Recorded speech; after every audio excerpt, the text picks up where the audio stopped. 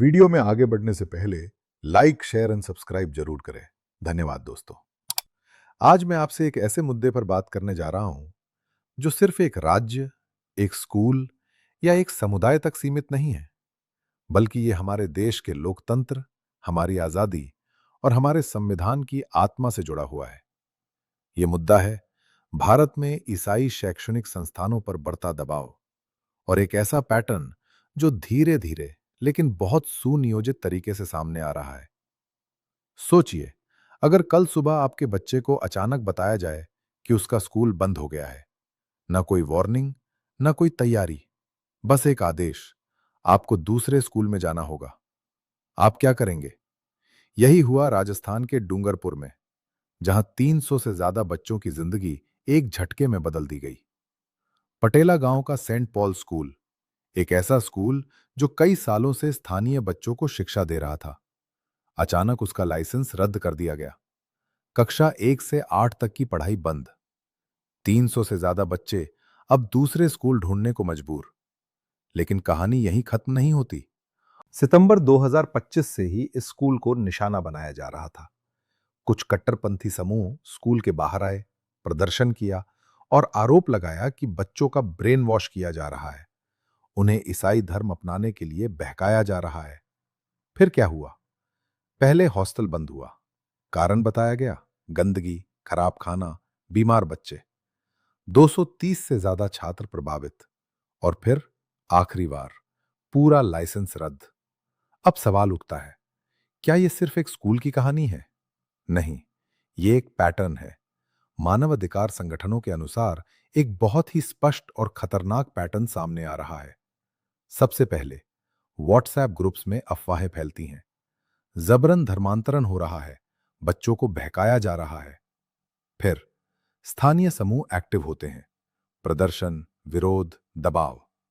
फिर पुलिस और प्रशासन की एंट्री। और अंत में या तो छापेमारी या संस्थान बंद।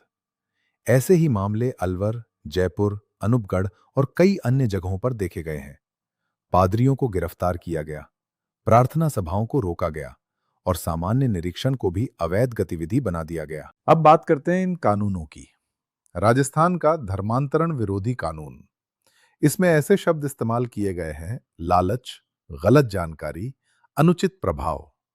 अब सोचिए, अगर कोई स्कूल गरीब बच्चों को मुफ्त शिक्षा देता है या हॉस्टल देता है, तो क्या यह लालच है? अगर कोई अस्पताल इलाज करता है, तो क्या यह प्रलोभन है? यही सबसे बड़ा खतरा है, क्योंकि इन शब्दों को कोई भी अपने हिसाब से इंटरप्रेट कर सकता है। और सबसे खतरनाक बात, सबूत का बोझ आरोपी पर डाल दिया जाता है। मतलब आपको खुद साबित करना होगा कि आप दोषी नहीं हैं। और अब इस पूरे माहौल में एक और बड़ा कदम जुड़ता है।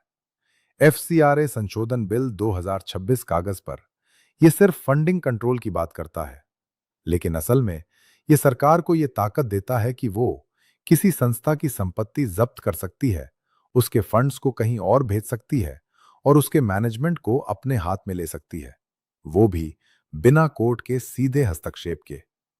अब जरा इसे जोड़कर देखिए।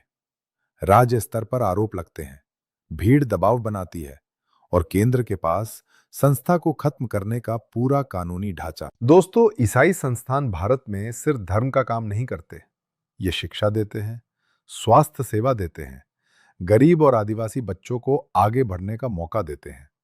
भारत के कई टॉप डॉक्टर, इंजीनियर इन्हीं स्कूलों से निकले हैं। और सबसे बड़ी बात, ये संस्थान किसी धर्म के आधार पर भेदभाव नहीं करते। फिर भी आज इन्हें खतरा बताया जा रहा है। ये सिर्फ एक स्कूल की बात नहीं है, ये एक सिस्टमैटिक दबाव है। एक तरफ डर का माहौल बनाया जा रहा है, दूसरी तरफ कानून के जरिए नियंत्रण। और बीच में सबसे ज्यादा नुकसान किसका? बच्चों का, उनके भविष्य का। अब हमें क्या करना चाहिए? पहला, जागरूक बनो। दूसरा, सवाल पूछो। तीसरा, अपने अधिकारों के लिए खड़े रहो, क्योंकि भारत एक लोकतंत्र है और संविधान हर नागरिक को बराबरी का अधिकार देता है। अगर हम आज चुप रहें, तो कल बहुत देर हो जाएगी। अगर आप भी मानते हैं कि भारत में हर समुदाय को बिना डर के जीने और काम करने का अधिकार होना चाहिए, तो इस वीडियो को शेयर करें, अपनी आवाज उठाएं, क्योंकि बदलाव तभी आता है जब लोग चुप रहना बंद कर देते हैं।